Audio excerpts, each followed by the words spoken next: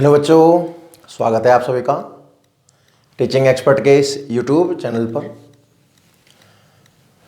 बच्चों, हम last turn पर बात कर रहे थे प्रतिरोधों के संयोजन की, ठीक है ना। और प्रतिरोधों का संयोजन दो तरीके से होता है, श्रेणी क्रम संयोजन और दूसरा है समांतर या पार्श्व क्रम संयोजन। पहला संयोजन हम पढ़ चुके थे, प्रतिरोधों का श्रेणी क्रम संयोजन। उसके बारे में इंपॉर्टेंट फैक्ट्स जो हैं उन पर चर्चा हम कर चुके थे, और एक क्वेश्चन भी मैंने आपको श्रेणी क्रम के बारे में करवा दिया था। साथ में कुछ जो मैंने आपको होमवर्क दे रखा था एनसीईआरटी का, वो 2-3 क्वेश्चन में मैंने आपको करवाए थे। टॉपिक को अपन आगे बढ़ाते हैं ना, और नेक्स्ट हेडिंग की ओर चलते हैं। हमारी जो अगली हेडिंग है वो है प्रतिरोधों का समांतर क्रम संयोजन, पैरेलल कॉम्बिनेशन ऑफ रेजिस्टेंस। प्रतिरोधों का समांतर क्रम संयोजन। तो जैसा कि मैंने आपको डेफिनेशन में समझाया था, एक बार और समझ लीजिए, फिर अपन नोट करेंगे इस चीज को। बड़ी आसान है वैसे। खैर, ये हमारा एक प्रतिरोध है, पहला प्रतिरोध मान लो, वैल्यू R1 मान लो। ये हमारा एक दूसरा प्रतिरोध है, इसकी वैल्यू आप R2 मान लो। बहुत सारे प्रतिरोध काम में ले सकते हैं अपन, एक और मान लो, चलो R3 3 ले लो। अब इन सभी प्रतिरोधों के ये देखो पहले सिरे हैं, तो इन सभी के पहले सिरे जुड़े हों एक बिंदु पर, यहां पर, और सभी प्रतिरोधों के दूसरे सिरे जुड़े हों दूसरे बिंदु पर। प्रतिरोधों का ऐसा संयोजन जिसमें सभी प्रतिरोधों के पहले सिरे एक बिंदु पर और दूसरे सिरे दूसरे बिंदु पर जुड़े हों, और इन बिंदुओं को जोड़ा जाए बैटरी से। यह क्रम कहलाता है प्रतिरोधों का समांतर क्रम संयोजन। मान लो 20 वोल्ट की बैटरी है और प्रवाहित तो कुल धारा कितनी है, I। तो यहां से जो करंट निकला यहां जाकर 3 भागों में डिवाइड हो जाएगा। चूंकि हर ब्रांच का रेजिस्टेंस अलग अलग है, तो करंट कैसा होगा, अलग अलग। रेजिस्टेंस मतलब रुकावट अलग अलग है, तो प्रवाहित धारा भी कैसी होगी, अलग अलग।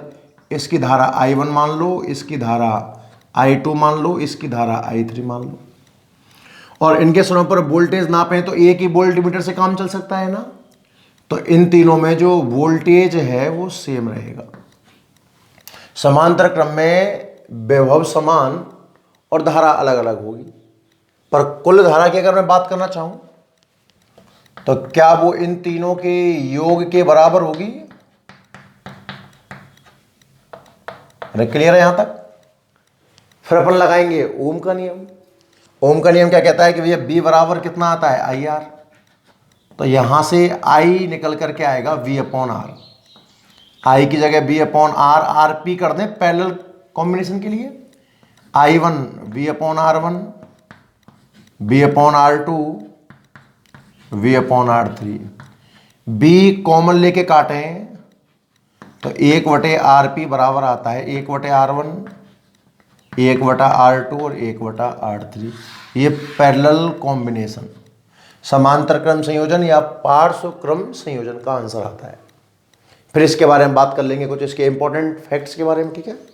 तो हेडिंग लगाइए आप, क्योंकि आप संधारित्र पढ़ चुके हो, कल लास्ट लेक्चर में आप प्रतिरोधों का श्रेणी क्रम पढ़ चुके हो, तो अब आपको प्रतिरोधों का समांतर क्रम बड़ी आसानी से समझ में आ जाएगा। तो सभी हेडिंग लगाएं। पहले तो आप प्रतिरोधों का समांतर क्रम संयोजन नोट करिए हेडिंग।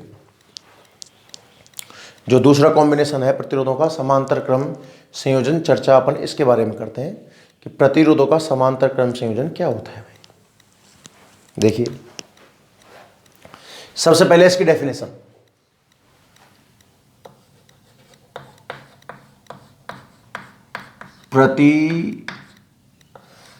प्रतिरोधों का ऐसा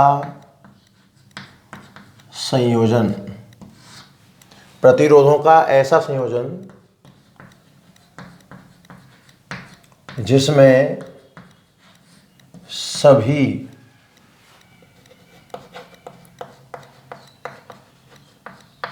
प्रतिरोधों के पहले सिरे एक बिंदु पर, प्रतिरोधों का ऐसा संयोजन जिसमें सभी प्रतिरोधों के पहले सिरे एक बिंदु पर, कॉमा दूसरे सिरे, सभी प्रतिरोधों के, है ना, सभी प्रतिरोधों के दूसरे सिरे दूसरे बिंदु पर मिले हों। सभी प्रतिरोधों के पहले सिरे एक बिंदु पर, दूसरे सिरे दूसरे बिंदु पर मिले हों तथा इन बिंदुओं को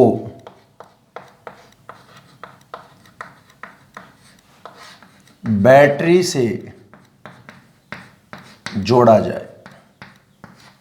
इन बिंदुओं को बैटरी से जोड़ा जाए, कॉमा लगाइए,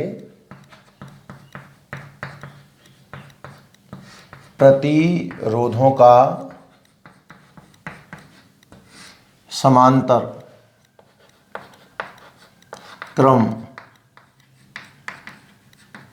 संयोजन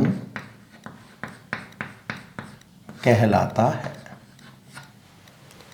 प्रतिरोधों का ऐसा संयोजन जिसमें सभी प्रतिरोधों के पहले सिरे एक बिंदु पर हों, दूसरे सिरे दूसरे बिंदु पर हों और इन बिंदुओं को जोड़ा जाए बच्चों बैटरी से, उसे कहते हैं प्रतिरोधों का समांतर क्रम संयोजन। आप मान लीजिए कि माना R1, R2 तथा R3 मान के 3 प्रतिरोध चित्रानुसार बैटरी से जुड़े हैं। डायग्राम बना दो इसका। 3 रेजिस्टेंस ले लो आप। पहला रेजिस्टेंस, दूसरा रेजिस्टेंस, तीसरा रेजिस्टेंस। सभी प्रतिरोधों के पहले सिरे एक बिंदु पर और सभी प्रतिरोधों के दूसरे सिरे दूसरे बिंदु पर मिले हों। इसका नाम R1, R2, R3 और इन बिंदुओं को जोड़ा जाए बैटरी से।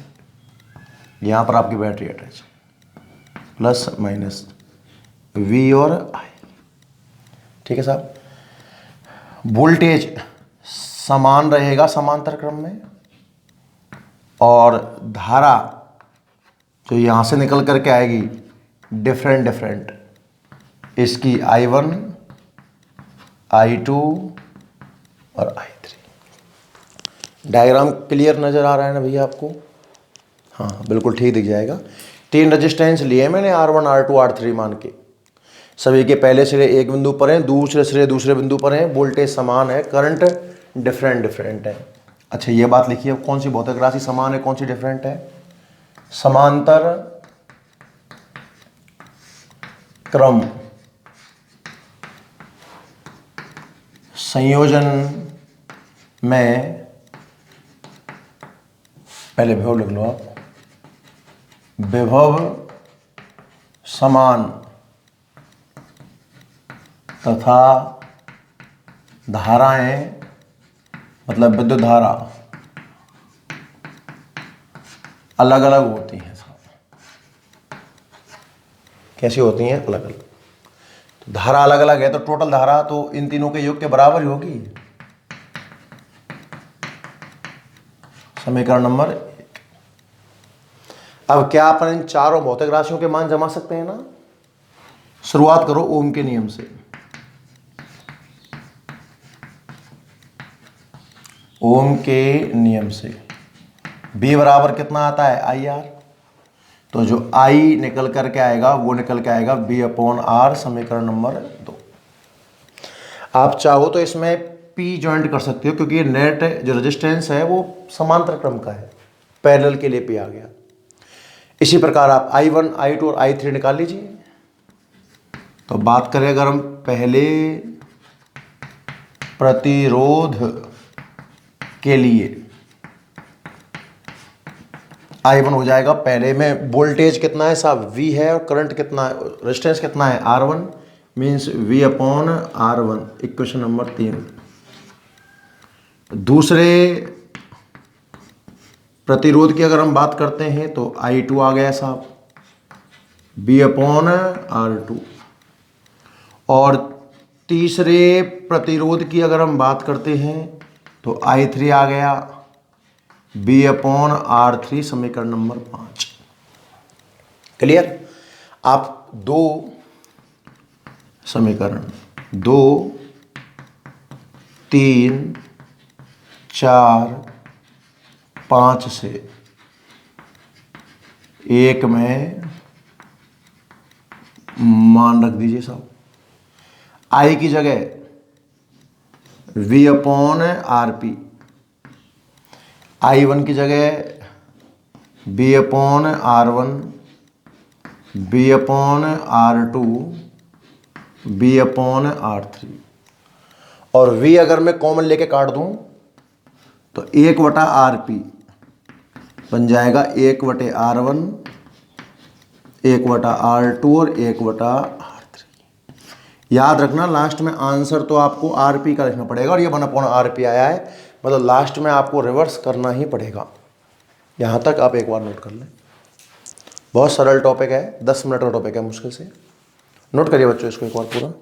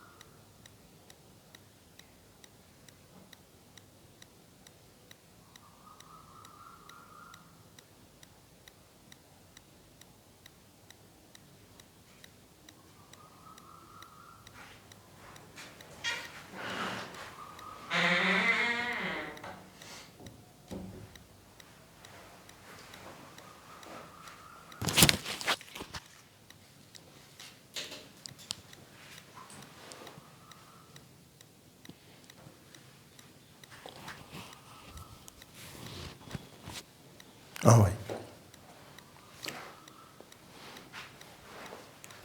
क्लियर है।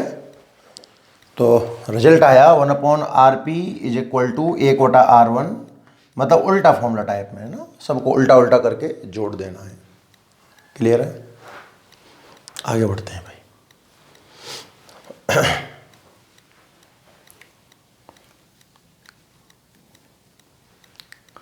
देखिए ध्यान से, इसके महत्वपूर्ण बिंदुओं की बात कर लें। जिस तरह आपने श्रेणी क्रम के इंपॉर्टेंट पॉइंट्स देखे थे, इसी तरह कुछ इंपॉर्टेंट पॉइंट्स समांतर क्रम के भी देखिए आप ध्यान से। तो हेडिंग बना दीजिए आप,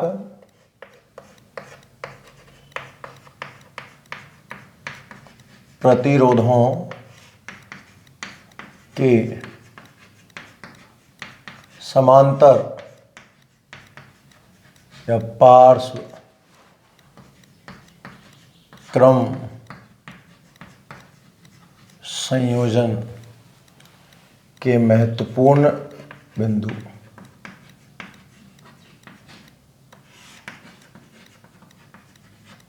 समांतर क्रम संयोजन में कौन कौन से इंपॉर्टेंट पॉइंट्स हैं, उन पर हम चर्चा कर लेते हैं। तो सबसे पहला पॉइंट, हम हमेशा ही देखो, चाहे मैंने संध्याय पढ़ाया हो, चाहे श्रेणी क्रम पढ़ाया हो या समांतर क्रम पढ़ाया हो, है ना।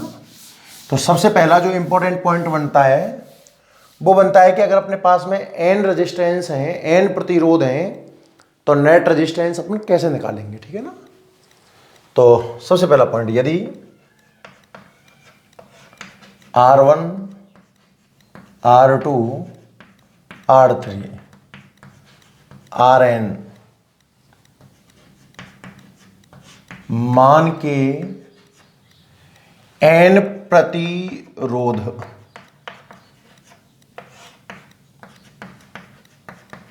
समांतर क्रम में जुड़े हों तो नेट रेजिस्टेंस क्या बन जाएगा, 1/RP इज इक्वल टू, भाई जितने हैं ना सबको जोड़ दो, 1/R2, 1/R3, 4 हैं तो 4, n है तो n, पूरे n रेजिस्टेंस आप समांतर क्रम में जोड़ के ले लो। क्लियर भाई, यहां तक है ना। 2 होंगे तो 1/R1 प्लस 1/R2 पर रुक जाएंगे, 3 होंगे तो क्रम 3 तक जाएगा, 4 होंगे तो क्रम 4 तक जाएगा, सीधी सी बात। पहला पॉइंट। दूसरा पॉइंट कि यदि अगर इन सब की वैल्यू बराबर कर दी जाए, जैसा कल मैंने श्रेणी क्रम में पढ़ाया था, तो आंसर कितना आएगा, तो उसे कैसे देखूंगा कि यदि समान मान कैपिटल आर के स्मॉल एन प्रतिरोध श्रेणी क्रम में जुड़े हों तो आर मान के एन प्रतिरोध श्रेणी क्रम में हैं, means R1, R2, R3, Rn, इन सब का मान है कैपिटल आर, सब बराबर है, कैपिटल आर के बराबर है। तो देखना 1/RP बराबर 1/R, 1/R, ये टर्म आ जाएंगी n बार। अब दिमाग लगाओ, 1/RP इज इक्वल टू, देखो 2 टर्मों को जोड़ूंगा तो 1/R प्लस 1/R आएगा, 2/R, 3 बार जोड़ूंगा तो 3/R, n बार जोड़ रहा हूं तो n/R, और यहां से अगर मुझे RP निकालना हो तो ये बनता है बच्चों R/n। श्रेणी क्रम में आया था NR, श्रेणी क्रम में आया था NR, आपने n से गुणा किया था, n स्टेप जुड़ रहे थे सीधे, है ना। यहां उल्टा हुआ है, n/R आया और उल्टा करने के बाद में आएगा R/n। Clear, 2 point. तीसरा, इसमें 2 वाला शॉर्टकट बन जाएगा। श्रेणी क्रम में शॉर्टकट क्यों नहीं बना, श्रेणी क्रम में तो डायरेक्ट R1 प्लस R2 से काम चल जाता है, पर यहां 2 का शॉर्टकट बन सकता है। क्या, सुनना ध्यान से, वही ऊपर गुणा नीचे योग वाली कहानी याद है, संधारित्रों के श्रेणी क्रम में ऐसा ही कुछ बनने वाला है कि यदि R1 तथा R2, सिर्फ 2 ही प्रतिरोध लेना भाई, R1 तथा R2 मान के 2 प्रतिरोध परस्पर श्रेणी क्रम में जुड़े हों, श्रेणी क्रम में जुड़े हों तो देखिए जोड़ना, श्रेणी क्रम में है तो 1/RP is equal to 1/R1 plus 1/R2, यही थीम तो होगी भाई। सॉल्व करें इसको तो 1/RP इज इक्वल टू लघुत्तम आ जाएगा R1 गुना R2, R1 का R2 बार, R2 का R1 बार, उल्टा करेंगे तो RP आ जाएगा R1 R2 बटे R1 प्लस R2। समांतर क्रम का जो नेट रेजिस्टेंस आता है वो क्या आ रहा है, ध्यान से देखो, ऊपर दोनों का मल्टीप्लाई है R1 का और R2 का, और नीचे इनका योग है R1 प्लस R2। क्लियर है भाई, तीसरा पॉइंट। चौथा पॉइंट, अब जो इसमें नेट रेजिस्टेंस आने वाला है, जैसे मैंने बोला एक प्रतिरोध 2 ओम का है और एक 3 ओम का है, तो नेट कितना आएगा, 2 गुणा 3, ऊपर तो 6 और नीचे 2 प्लस 3 कितना आएगा 5, 6/5 यानी कि 1.2। आपने 2 ओम का जोड़ा और आपने एक 3 ओम का जोड़ा, 2 प्रतिरोध लगाया आपने 2 ओम और 3 ओम के, तो नेट रेजिस्टेंस कितना आया 1.2। यानी कि जो नेट रेजिस्टेंस है RP, वो जो प्रतिरोध आपने जोड़े हैं ना उनमें जो न्यूनतम मान है, 2 और 3 में न्यूनतम मान कितना था 2, तो नेट रेजिस्टेंस 2 से भी कम आएगा। मतलब समांतर क्रम का यूज तब करोगे आप जब आपको प्रतिरोध न्यूनतम चाहना पड़े, आपको रिक्वायर्ड रेजिस्टेंस मिनिमम हो, तब आप इसका यूज करने वाले हो। तो मैं लिख रहा हूं, सुनना ध्यान से, कि समांतर क्रम संयोजन में या प्रतिरोधों के समांतर क्रम संयोजन में प्रतिरोधों के समांतर क्रम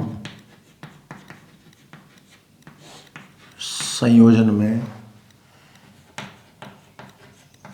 तुल्य प्रतिरोध ब्रैकेट में लिख दें अपन आरपी का मान जोड़े गए प्रतिरोधों में न्यूनतम मान से भी कम प्राप्त होता है।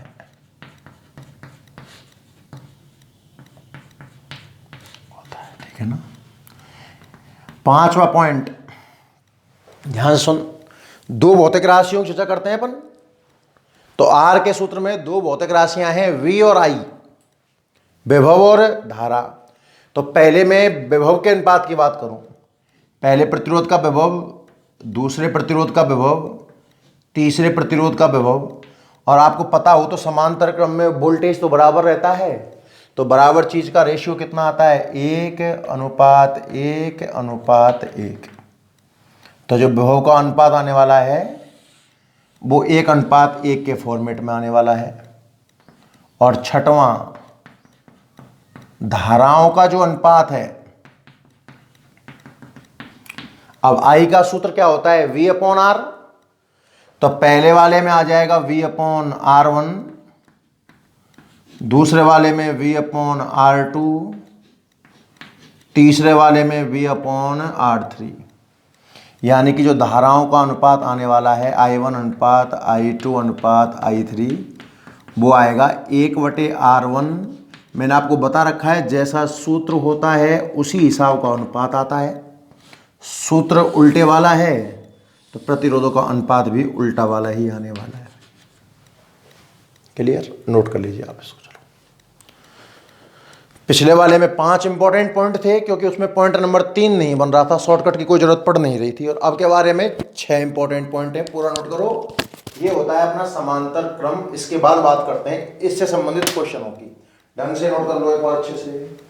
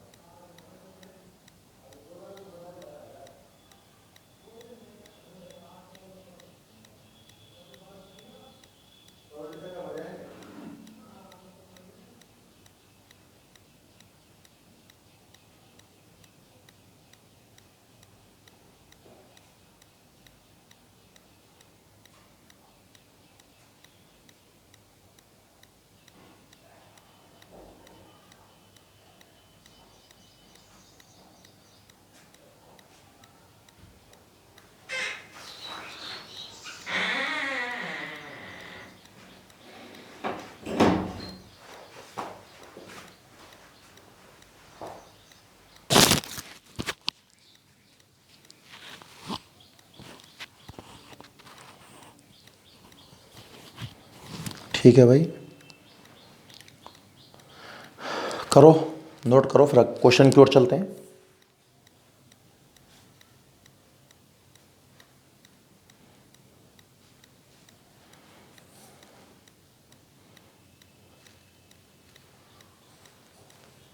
एक सवाल समांतर क्रम का देख लिया जाए ना, फिर अपन दोनों पर मिश्रित क्वेश्चन करेंगे, श्रेणी प्लस समांतर।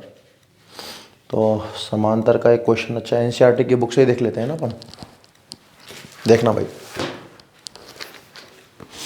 एनसीईआरटी की बुक में पहला दूसरा क्वेश्चन तो सेल पर आधारित है ना, जो अपन आगे पढ़ेंगे।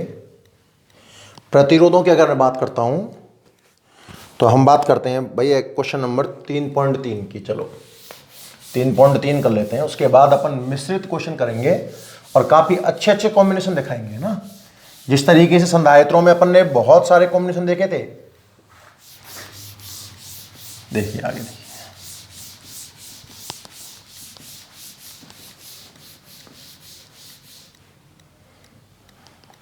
क्वेश्चन नंबर 3.3 की अगर हम बात करते हैं, क्वेश्चन है 1 ओम, 2 ओम और 3 ओम। ये तो मैंने करवा दिया ना आपको कल, मैंने क्वेश्चन लिखाया था वो ये क्वेश्चन था। 1 ओम, 2 ओम और 3 ओम के 3 प्रतिरोध श्रेणी क्रम में जुड़े हुए हैं। प्रतिरोधों के संयोजन का कुल प्रतिरोध श्रेणी क्रम में तो RS equal to R1 plus R2 plus R3, 1 plus 2 plus 3, 6 ohm answer आ गया था। और प्रतिरोधों का संयोजन 12 वोल्ट की बैटरी जिसका आंतरिक प्रतिरोध नगण्य है। ये आंतरिक प्रतिरोध क्या होता है मैं सेल पढ़ाने वाला हूँ नेक्स्ट हेडिंग, तब क्लियर करता हूँ। तो प्रत्येक प्रतिरोध के स्थानों पर वोल्ट था, 12 वोल्ट की बैटरी जुड़ी हुई है। मैंने आपको ये क्वेश्चन करवा दिया। तो आप देखें अब 3.3 श्रेणी क्रम का था जो मैं आपको करवा चुका हूँ लास्ट टर्न पर। 3.4 2 ओम, 4 ओम और 5 ओम के 3 प्रतिरोध पार्श्व क्रम में जुड़े हुए हैं। 3 प्रतिरोध समांतर क्रम में जुड़े हुए हैं।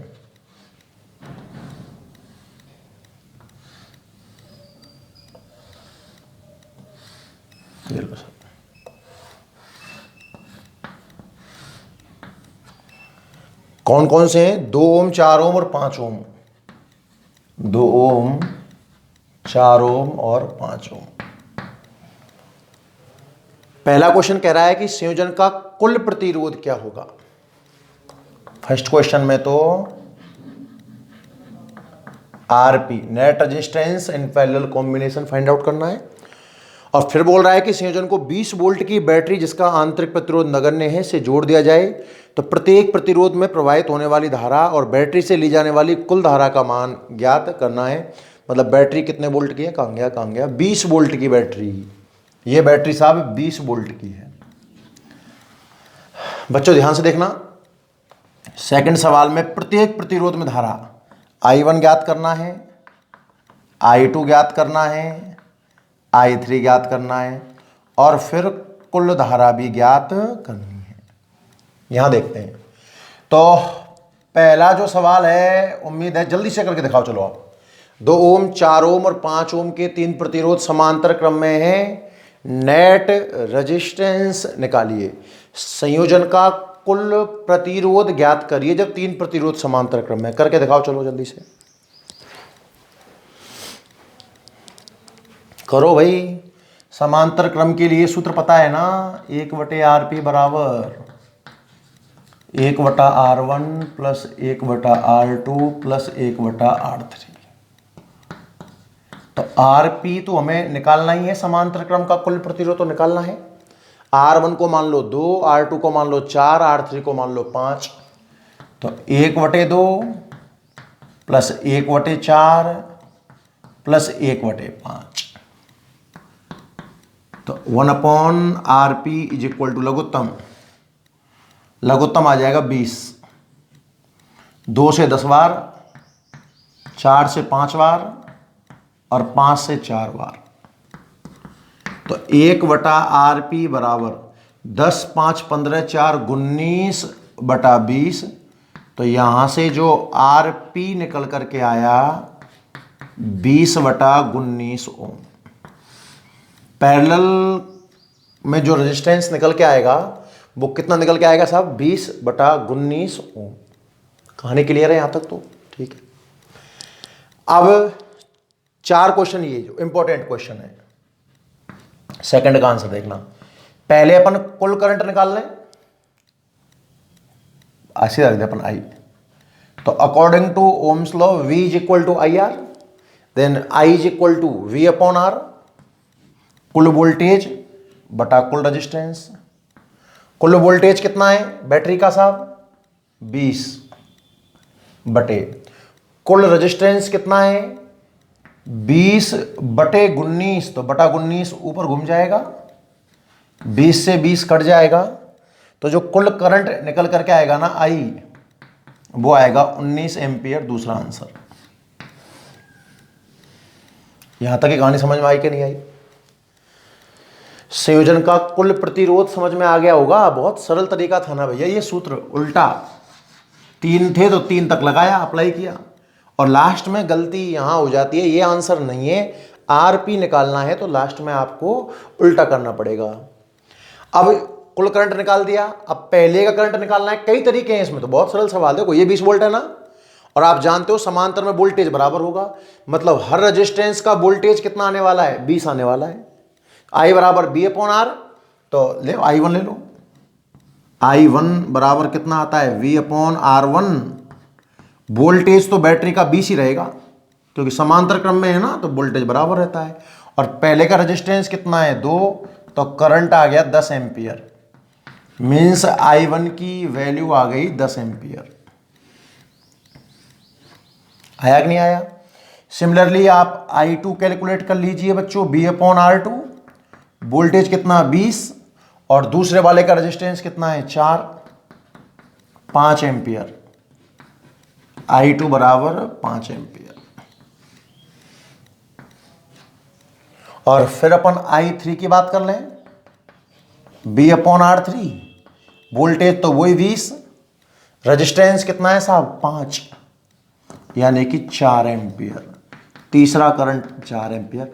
टोटल देख लो 19 एम्पियर ही बैठना चाहिए, अदरवाइज क्वेश्चन गलत हो जाएगा।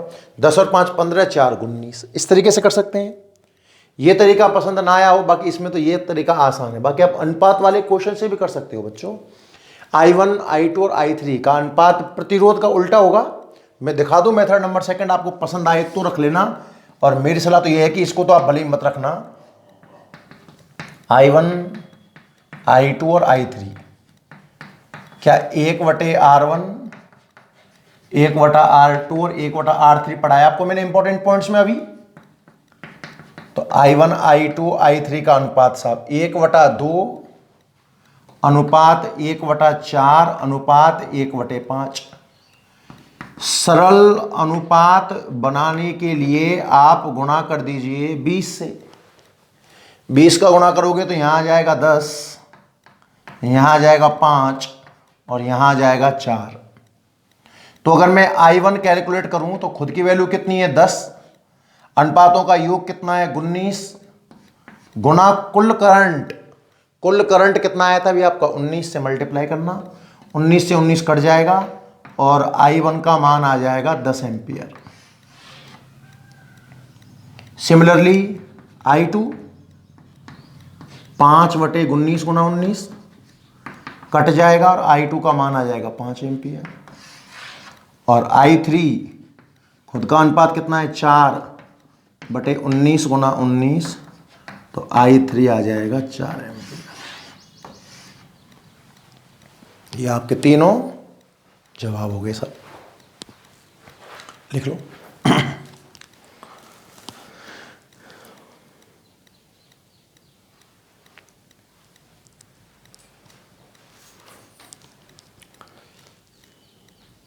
बाकी इसमें जो तरीका नंबर 1 है ना, वो सबसे आसान है क्योंकि वोल्टेज तो आपको पता रहता है।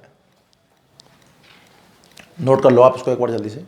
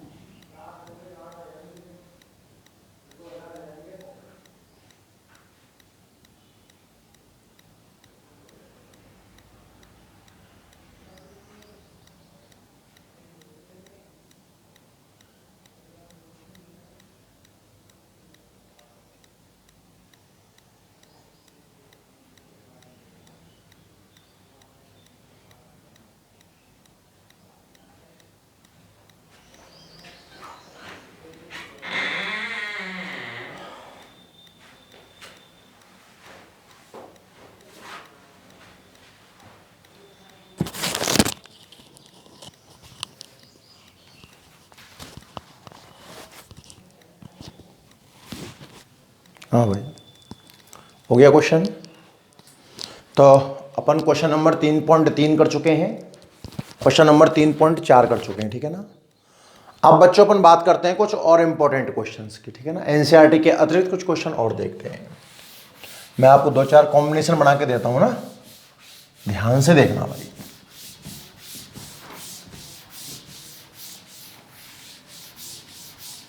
पहले एक इंपॉर्टेंट क्वेश्चन देख लेते हैं, काफी इंपॉर्टेंट है, मोस्ट इंपॉर्टेंट है। इंपॉर्टेंट तो क्या, मोस्ट इंपॉर्टेंट है। आप थोड़ा समझने का प्रयास करेंगे क्वेश्चन को। देखिए, एक व्यवस्था बना के दिए, ध्यान से देखना क्वेश्चन में।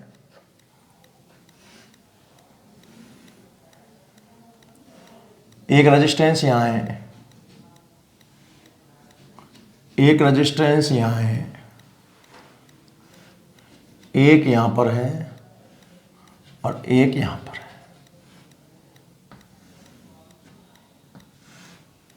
ठीक है सर। इस पॉइंट को मान लो आप ए और इस पॉइंट को मान लो आप बी। अब बुक में तो इन सब की वैल्यू क्या है, सेम दी है, तो वो तो गलत तरीके से भी सही आंसर आ जाता है कभी कभार। मैं थोड़ा डिफरेंट करता हूं इसको। इसकी वैल्यू 10, इसकी वैल्यू 20, ठीक है ना, 30 हो जाएगा, 30। और इसकी वैल्यू मैं ले लेता हूं 5, ले लो 5, 5 ले लो, 5 ओम, और इसकी वैल्यू 10 ओम। देख लेते हैं कुछ भी, चलो 20 कर लो इसको, है ना, ये क्वेश्चन है। और यहां पर एक स्विच लगा हुआ है, एक स्विच लगा हुआ है एस। क्वेश्चन सुनना आप। ए तथा बी के मध्य तुल्य प्रतिरोध ज्ञात करो यदि। दो सवाल हैं। पहला सवाल है यदि एस ऑफ हो, ऑफ मतलब खुला, और सेकंड एस ऑन हो। ऑन का मतलब होता है बच्चों बंद। अब देखो, आपको सुनने में थोड़ा अजीब लग सकता है, सर बंद तो ऑफ को बोलते हैं। बेटा बंद का मतलब क्या होता है, यहां पर देखो, अभी ये स्विच खुला है, खुला है तो मतलब यहां से सर्किट टूटा हुआ है, एक तरीके से करंट फ्लो नहीं होगा। स्विच में होता क्या है, दो कंडीशंस हो सकती हैं। देखो ये कोई स्विच है, ऐसा ही ले लेते हैं, इस तरीके से बना देना, ये दो स्विच हैं, ध्यान सुनना। फिलहाल ये स्विच ऑफ है, तो यहां से जो करंट जाएगा वो यहां से पास ही नहीं हो पाएगा ना इस जगह में से। ऑफ को बोलते हैं बंद, सॉरी खुला परिपथ है ये। क्या बोलते हैं इसको, खुला परिपथ। स्विच खुल रहा है ना, और खुला परिपथ ध्यान रखना करंट का फ्लो नहीं करवाता, ओपन सर्किट की तरह बिहेव करता है। इसको ओपन सर्किट बोल सकते हैं। ओपन सर्किट मींस रेजिस्टेंस हो जाएगा इनफाइनाइट, और इनफाइनाइट रेजिस्टेंस होने की वजह से करंट का आगे फ्लो होगा नहीं। और अगर हम स्विच को ऑन कर दें इस तरीके से, देखो ऑन किया है तो स्विच हमने बंद किया है ना, बंद का मतलब है ऑन। तो ऐसा कभी खुला बंद सिस्टम में आप अटको तो ऑन ऑफ बोलना आपके लिए ज्यादा फायदेमंद रहेगा। बाकी मैंने जो लिखा है वो आप पढ़ के देख लीजिए एक बार ना। आपको इस ए और बी के बीच में नेट रेजिस्टेंस निकालना है। पहली बार तो आपका स्विच ऑफ है और दूसरी बार आपका स्विच ऑन है। चलो करो ट्राई, करिए, ट्राई करिए भाई। बहुत अच्छा क्वेश्चन है भाई ना, एक बार थोड़ा ढंग से अगर आप ट्राई कर लोगे तो मजा आ जाएगा। करो, ट्राई करो।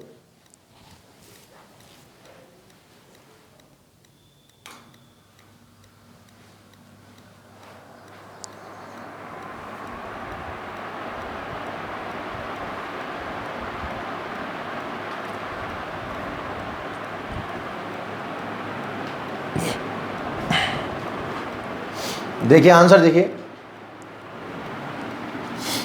एस ऑफ है ना बच्चों, बहुत ध्यान से देखना अब आप, है ना।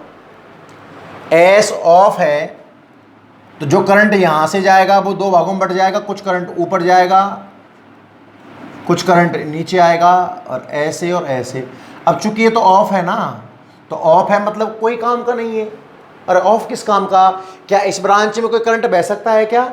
कभी नहीं बहेगा। तो आप देखो कैसे लिखोगे कि जब स्विच ऑफ हो तो, दिमाग लगाना बच्चों, अगर ऑफ होगा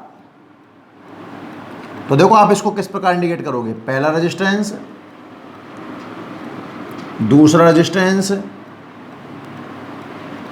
पहला रेजिस्टेंस, दूसरा रेजिस्टेंस, इस तरीके से ये हो जाएगा ए, ये हो जाएगा बी, और ये 10 ओम का, ये 20 ओम का,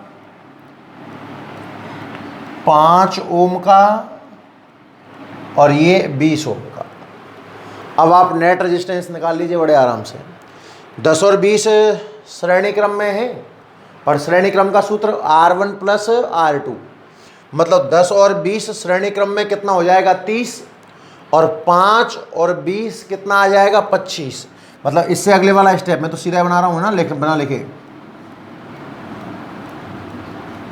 इससे आगे वाला स्टेप ये होगा भैया, ये ए, ये बी, 20 और 10 30 ओम का, और 20 और 5 25 ओम का। अब देखो 30 और 25 समांतर क्रम में नजर आ रहे हैं, तो नेट रेजिस्टेंस समांतर की शॉर्टकट से कर दूं, शॉर्टकट से ऊपर गुणा नीचे योग 30 और 25 का, ऊपर गुणा और नीचे योग 55। 5 से काटूंगा तो 5 बार, 5 से काटूंगा तो 11 बार, 150 बटे 11, तो 11 एकम 11, कितने बचे 40, 11 ती 33, कितने बचे 7 70, 11 छिक 66, लगभग 13.60 आंसर आने वाला है। वैसे भी जोड़े गए से कम ही आता है, तो 30 और 25 जोड़े आपने, उससे कम 13 ही आया। और ये मत कहना साहब ने 5 जोड़ा रे, 5 तो पहले श्रेणी में था, उससे मतलब नहीं है। जो समांतर में जोड़े ना उनसे कम आंसर आपको दिखेगा। पहला क्वेश्चन काफ़ी हद तक बच्चे कर लेते हैं, सर इसमें इंपॉर्टेंट जैसी क्या बात है, नॉर्मल भी दिख रहा है भैया। एस जब ऑफ था तो कोई काम का नहीं था, तो 20 और 10 श्रेणी में 30, 20 और 5 श्रेणी में 25, और 30 और 25 समांतर में बड़ी आसानी से आंसर आ सकता था इसका। तो बट बच्चों सेकंड सवाल देखना, जब एस, ये इंपॉर्टेंट है भैया, ऑन हो, सुनना इंपॉर्टेंट है। अगर स्विच ऑन है तो पता है सर्किट कैसे बनेगा, रेजिस्टेंस, दूसरा रेजिस्टेंस, ये यहां और ये यहां, ए बी, और इसको बनाओ कुछ इस तरीके से। पहले तो आपने बिल्कुल हटा दिया था, गायब भी कर दिया था, 10 ओम, 20 ओम, 5 ओम और 20 ओम। अब की बार अपने को इस तरीके से जॉइंट करना पड़ेगा, और थोड़ा दिमाग लगाना बच्चों। इस सर्किट को पता है अपन किस तरह लिख पाएंगे,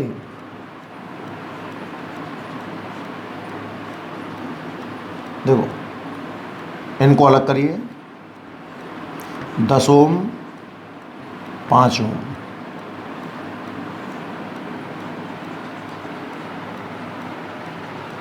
इनको आप अलग करिए, 20 ओम, 20 ओम, ये बन जाएगा ए और ये बन जाएगा बी। ये अंतर है इन दोनों में। मतलब जब ये ऑफ होता है ना तो पहले इनको श्रेणी फिर समांतर सॉल्व करते हैं, पर जब ये ऑन होता है तो देखो इन दोनों के सिरे एक बिंदु पर, इन दोनों के सिरे एक बिंदु पर, इन दोनों के एक पर, मतलब पहले समांतर फिर श्रेणी सॉल्व होगा। तो 10 और 5 का समांतर ऊपर गुणा कितना 50, 10 गुना 5 50, और नीचे योग कितना 15 है, 50/15 है। 5 से काटूंगा तो 10/3, 10/3 पे ही छोड़ दो। इन दोनों का जो रेजिस्टेंस निकल करके आएगा वो आएगा 10/3 ओम। और 20 और 20 का श्रेणी 10, ऊपर गुणा 400, नीचे योग 40, 400/40 कितना आएगा साहब 10 ओम। और अब दोनों श्रेणी में हैं तो नेट रेजिस्टेंस 10/3 + 10, लघुत्तम 3, 10 + 30 40/3 ओम। यहीं छोड़ देंगे। जब सर्किट ऑफ था, स्विच ऑफ था, तो आंसर है 13.6 ओम, और जब स्विच ऑन है तो आंसर है 40/3 ओम। तो इस सवाल में इंपॉर्टेंट बात क्या रही कि जब ऑफ हो तो उस चीज को हटा दो एक तरीके से, और ऑन हो तो इसे बोलते हैं बच्चों short circuit. Short circuit resistance 0 होता है इस वाली चीज का, है ना। एक बार आप नोट करें इस चीज को, फिर आगे बढ़ते हैं।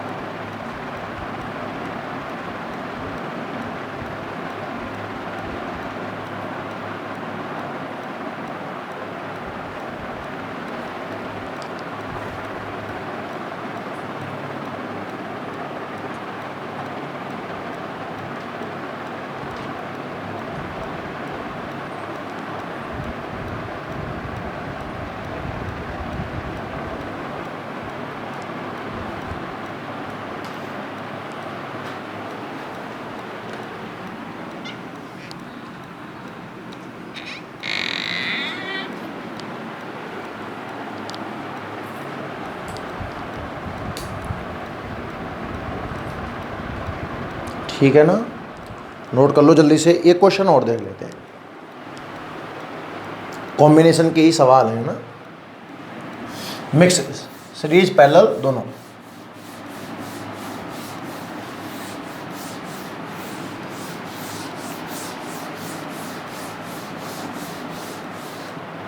देखिए भाई ध्यान से,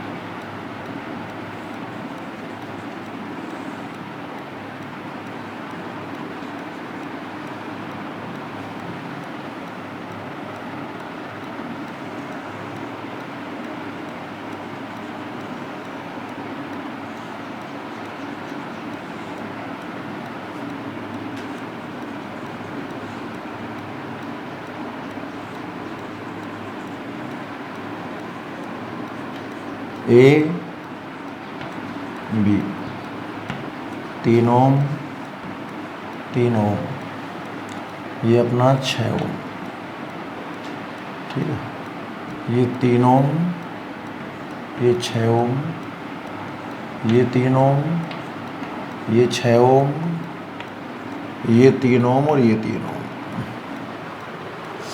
एक ऐसा आपको सर्किट दिया गया है, ध्यान से देखिए आप, बहुत सारे रेजिस्टेंस 3 ओम के हैं और कई रेजिस्टेंस 6 ओम के।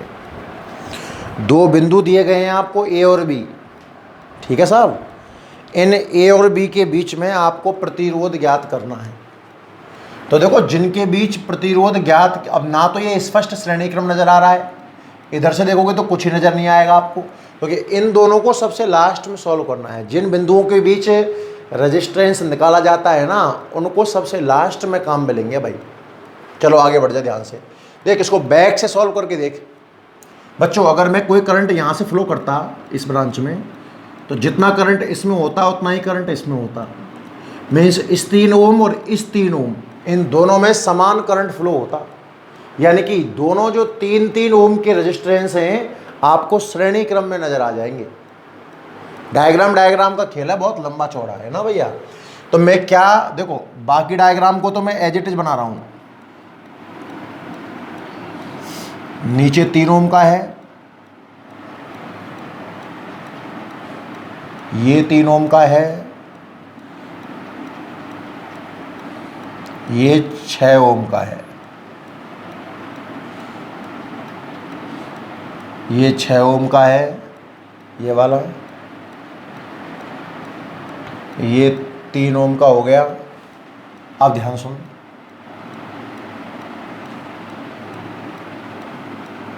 ये 6 ओम का हो गया और ये 3 ओम का हो गया। मतलब इन दो को हटा करके मैंने पूरा सर्किट बना दिया, और ये 3 और 3 श्रेणी क्रम में है तो 6 सीधा कर लेना। तो ये बिंदु A हो गया और ये बिंदु आपका B हो गया। यहाँ से स्टार्ट करना है एक रेजिस्टेंस और यहाँ जोड़ देना है 6 ओम का। मेरी बातों को ध्यान से समझिए आप लोग। भाई ये 3 और ये 3 मुझे श्रेणी में दिखे तो इन दोनों को हटाकर मैंने एक ही रेजिस्टेंस तो लगाया है। ऊपर वाले क्वेश्चन में यही तो बदलाव किया है मैंने। अब एक बार पूरा समझ लो, फिर इस डायग्राम में एक साथ समझा दूंगा, है ना भैया। 3 और 3 श्रेणी में है तो कितना आ गया 6। अब ध्यान से देख वापस से, इस 6 का पहला सिरा और इस 6 का पहला सिरा मिला हुआ है और इस 6 का पहला सिरा और इसका दूसरा सिरा भी मिला हुआ है। मतलब ये 6 ओम और 6 ओम जो है ना समांतर में है, और 6 और 6 का समांतर आता है कितना 3। ऊपर 6 गुना से 36 और नीचे 6 + 6 12, 12 तिया 36, 3 ओम। मतलब इन दोनों को हटाकर आप 3 ओम का जोड़ सकते हो। देखो एक नया डायग्राम बना रहा हूँ।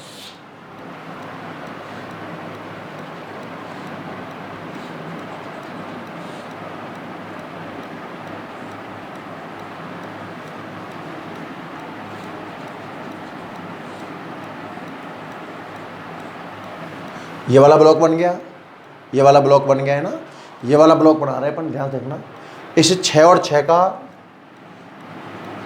आंसर आ रहा है 3।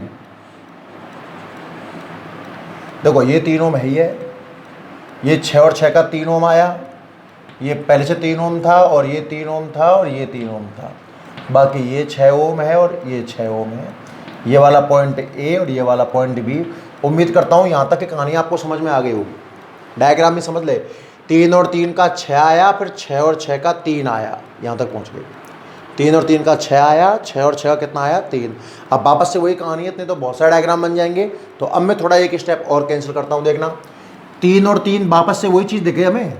अरे यहीं पहुँच गए पहले वाली जगह पर। 3 और 3 का श्रेणी कितना दिखा 6, और फिर ये 6 इस 6 के साथ समांतर क्रम में दिखा। तो 6 और 6 का समांतर आता है 3। मतलब इस पूरे ट्रायंगल की जगह एक ही जोड़ दूं। भाई आपने किया भी तो यही ना, इस पूरे ट्रायंगल को दिमाग लगा आपने इससे तो रिप्लेस कर दिया। मतलब इस पूरे ट्रायंगल का एक ही आंसर आया कितना 3 ओम। तो ऐसे ही अब अगले ट्रायंगल का 3 और 3 श्रेणी में 6 और 6 समांतर में 3।